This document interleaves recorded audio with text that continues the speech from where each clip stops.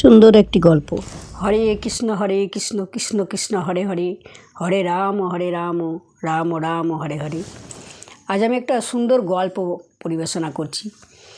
একটি সাপ আর ব্যাঙের গল্প। একটি জঙ্গলে একটি ব্যাঙ হেঁটে হেঁটে যাচ্ছে, আর পেছনে পেছনে একটি সাপ আসছে। তো সাপটি মনে মনে চিন্তা করলো যে ব্যাঙটি যাচ্ছে, তো আমি ওকে খাবো। তাই ভগবানকে বলছে স্মরণ করে যে ভগবান, আমি যেন ব্যাঙটিকে খেতে পারি, আমাকে সেই আশীর্বাদ তুমি করো। আর এদিকে ব্যাঙটি যেতে যেতে হঠাৎ করে পেছন দিকে তাকিয়ে দেখছে এই সাপ আসছে, মানে আমাকে তো খেয়ে ফেলবে। তখন কি করবে?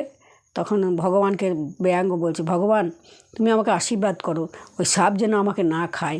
আমি তো যাচ্ছি, আমাকে তখন খবাং করে খেয়ে দেবে, যেন আমাকে না খায় ভগবান। ভগবান পড়ে গেল বিপদে, নিয়ে আমি এখন কি করব? তখন সাপকে বলল যে শোনো, তুমি যখন আমার কাছে যখন প্রার্থনাই করছো তখন তুমি শোনো, তুমি যখন ধরবে কিন্তু ছাড়বে না। সাপ বলছে, আমি কি ছাড়ার জন্য ধরবো? আমি ধরবো তো ছাড়বো না। বলছি ঠিক আছে, কথা যেন মনে থাকে। আর ব্যাঙকে বললো, শোনো, তুমি নড়বে তো মরবে। বলে দিল যে তুমি নড়বে তো মরবে। মানে ব্যাঙ বলছে যে ঠিক আছে, আমি একদম নড়বো না, আমি একদম মরার মতো পড়ে থাকবো। ব্যাস, ভগবানের কাজ ভগবান বলে দিল। নিয়ে সাপটা যেতে যেতে ব্যাঙটাকে খবাং করে ধরেছে।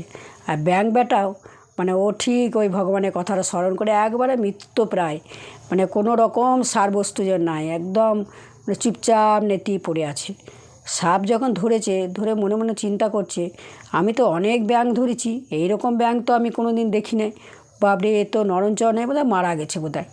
মানে অনেকক্ষণ ধরে চিন্তা করছি যে তো গা ঠান্ডা হয়ে গেছে, মনে হচ্ছে তো কোনো নরঞ্চর নাই, তাহলে মারা গেছে। তখন ভাব যে মারাই যদি গেছে, তাহলে এক্ষুনি হড়বড় করে খেয়ে তো আমার লাভ নাই, আমি তাহলে পরে বরং খাবো, এটাকে এখন রেখে দিই, পরে খাবো, ধীরে সুস্থে মজা করে খাবো। বলে যেই ছেড়েছে অমনি ব্যাঙ সামনে একটা পুকুর ছিল, ঝাপাং করে ঝাঁপিয়ে একদম পুকুরের জলে পড়ে গেছে। ব্যাস, তখন তাই দেখে তো সাপ অবাক, এই কী হলো, এ তো ব্যাঙ তো মরে নাই। তখন ভগবানকে তখন সাপ বলছে যে ভগবান, তুমি আমাকে কী আশীর্বাদ করলে? আমি যে বললাম যে আমি যেন ব্যাঙটাকে খেতে পাই, তুমি খেতে পেলাম না।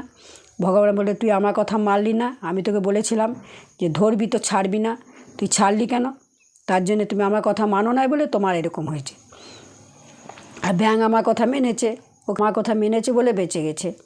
তা ব্যাঙ তখন ভগবানকে স্মরণ করে বলছে, ভগবান সত্যি তুমি যে উপদেশ দিলে, তোমাকে আমি সত্যি স্মরণ করি।